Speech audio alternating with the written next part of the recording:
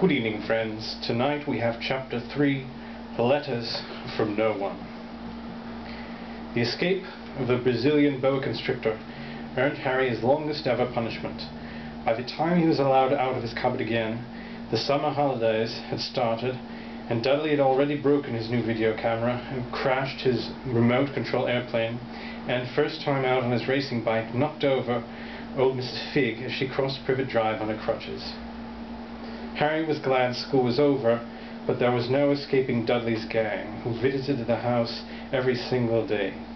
Pierce, Dennis, Malcolm and Gordon were all big and stupid, but as Dudley was the biggest and stupidest of the lot, he was their leader.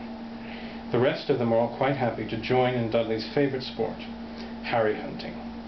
This is why Harry spent as much time as possible out of the house, wandering around and thinking about the end of the holidays, where he could see a tiny ray of hope. When September came, he would be going off to secondary school, and for the first time in his life he wouldn't be with Dudley. Dudley had been accepted at Uncle Vernon's old private school, Smeltings. Pierce Pocus was going there too. Harry, on the other hand, was going to Stonewall High, the local public school. Dudley thought this was very funny. "They stuff people's heads down the toilet the first day at Stonewall," he told Harry. "Want to come upstairs and practice?" "No thanks," said Harry. "The poor toilets never had anything as horrible as your head down it. It might be sick." Then he ran, before Dudley could work out what he'd said. One day in July, Aunt Petunia took Dudley to London to buy his Smeltings uniform, leaving Harry at Mrs. Fig's. Mrs. Fig wasn't as bad as usual. It turned out she'd broken her leg tripping over one of her cats, and she didn't seem quite as fun as before. She let Harry watch television and gave him a bit of chocolate cake that tasted as though she'd had it for several years. That evening, Dudley paraded around the living room for the family in his brand new uniform. Smeltings boys wore maroon tailcoats, orange knickerbockers, and flat straw hats called boaters. They also carried knobbly sticks used for hitting each other when the teachers weren't looking. This was supposed to be good training for later life. As he looked at Dudley in his new knickerbockers, Uncle Vernon said gruffly that it was the proudest moment of his life. Aunt Petunia burst into tears and said she couldn't believe it was Uncle Duddykins. He looked so handsome and grown up. Harry didn't trust himself to speak. He thought 2 of his ribs might have already cracked from trying not to laugh. There was a horrible smell in the kitchen the next morning when Harry went in for breakfast. It seemed to be coming from a large metal tub in the sink. He went to have a look. The tub was full of what looked like dirty rags swimming in grey water. "What's this?" he asked Aunt Petunia. Her lips tightened, as they always did if he dared to ask a question. "Your new school uniform," she said. Harry looked in the bowl again. "Oh," he said. "I didn't realize it had to be so wet." "Don't be stupid," snapped Aunt Petunia. "I'm dying some of Dudley's old things great for you. It looked just like everybody else's when I finished." Harry seriously doubted this, but he thought it best not to argue. He sat down at the table and tried not to think about how he was going to look on his first day at Stonewall High, like he was wearing bits of old elephant skin, probably. Dudley and Uncle Vernon came in, both with wrinkled noses because of the smell from Harry's new uniform. Uncle Vernon opened his newspaper as usual, and Dudley banged his smelting stick, which he carried everywhere, on the table. They heard the click of the mail slot and flop of letters on the doormat. "Get the mail, Dudley," said Uncle Vernon from behind his paper. "Make Harry get it." "Get the mail, Harry." "Make Dudley get it." "Poke him with your smelting stick, Dudley." Harry dodged the smelting stick and went to get the mail. 3 things lay on the doormat. A postcard from Uncle Vernon's sister Marge, who was vacationing on the Isle of Wight, a brown envelope that looked like a bill, and a letter for Harry. Harry picked it up and stared at it, his heart twanging like a giant elastic bond. No one, ever, in his whole life, had written to him. Who would? He had no friends, no other relatives. He didn't belong to the library, so he never even got rude notes asking for books back. Yet, here it was, a letter, addressed so plainly there could be no mistake. Mr. H. Potter, The Cupboard Under the Stairs, 4 Privet Drive, Little Winging, Surrey. The envelope was thick and heavy, made of yellowish parchment, and the address was written in emerald green ink. There was no stamp. Turning the envelope over, his hand trembling, Harry saw a purple wax seal, bearing a coat of arms, a lion, an eagle, a badger, and a snake, surrounding a large letter H. "Hurry up, boy!" shouted Uncle Vernon from the kitchen. "What are you doing, checking for letter bombs?" He chuckled at his own joke. Harry went back to the kitchen, still staring at his letter. He handed Uncle Vernon the bill and the postcard, sat down and slowly began to open the yellow envelope. Uncle Vernon ripped open the bill, snorted in disgust, and flipped over the postcard.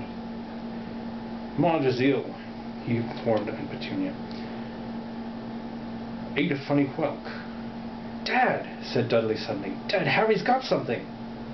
Harry was on the point of unfolding his letter, which was written on the same heavy parchment as the envelope, when it was jerked sharply out of his hand by Uncle Vernon. "That's mine," said Harry, trying to snatch it back. "Who'll be writing to you?" sneered Uncle Vernon, shaking the letter open with one hand and glancing at it. His face went from red to green, faster than a set of traffic lights. And it didn't stop there. Within seconds, it was greyish-white with all porridge. "Petunia!" he gasped. Dudley tried to grab the letter to read it, but Uncle Vernon held it high out of his reach. Aunt Petunia took it curiously and read the first line. For a moment, it looked as though she might faint. She clutched her throat and made a choking noise. "Vernon! Oh, my goodness, Vernon!" They stared at each other, seeming to have forgotten that Harry and Dudley were still in the room. Dudley wasn't used to being ignored. He gave his father a sharp tap on the head with his smelting stick. "I want to read that letter," he said loudly. "I want to read it," said Harry furiously, "as it's mine." "Get out, both of you," croaked Uncle Vernon, stuffing the letter back in his envelope.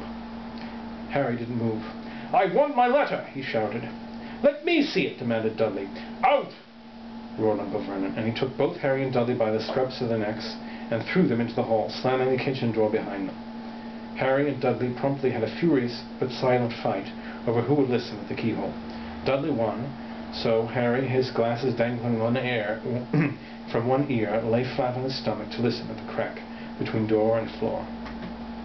"Vernon," Aunt Petunia was saying in a quavering voice, "look at the address. How could they possibly know where he sleeps? You don't think they're watching the house?" "Watching, spying, might be following us," muttered Uncle Vernon wildly. "But what shall we do, Vernon? Shall we write back? Tell him we don't want?" Harry could see Uncle Vernon's shiny black shoes pacing up and down the kitchen. "No," he said finally. "No, we'll ignore it. If they don't get an answer, yes, that's best. We won't do anything. But I'm not having one in the house, Petunia. Did we swear when we took him in we'd stamp out that dangerous nonsense?" That evening, when he got back from work, Uncle Vernon did something he'd never done before. He visited Harry in his cupboard. "Where's my letter?" said Harry the moment Uncle Vernon had squeezed through the door. "Who's writing to me?" "No one. It was addressed to you by mistake," said Uncle Vernon shortly. "I burned it." "It was not a mistake," said Harry angrily. "It had my cupboard on it." "Silence!" yelled Uncle Vernon, and a couple of spiders fell from the ceiling. He took a few deep breaths and then forced his face into a smile, which looked quite painful. "Yes, Harry, about this cupboard. Your aunt and I have been thinking, you're really getting a bit big for it. We think it might be nice if you moved into Dudley's second bedroom." "Why?" said Harry. "Don't ask questions," snapped his uncle. "Take the stuff upstairs, now." The Dursleys' house had 4 bedrooms. One for Uncle Vernon and Aunt Petunia, one for visitors, usually Uncle Vernon's sister Marge, one where Dudley slept, and one where Dudley kept all his toys and things that wouldn't fit into his first bed.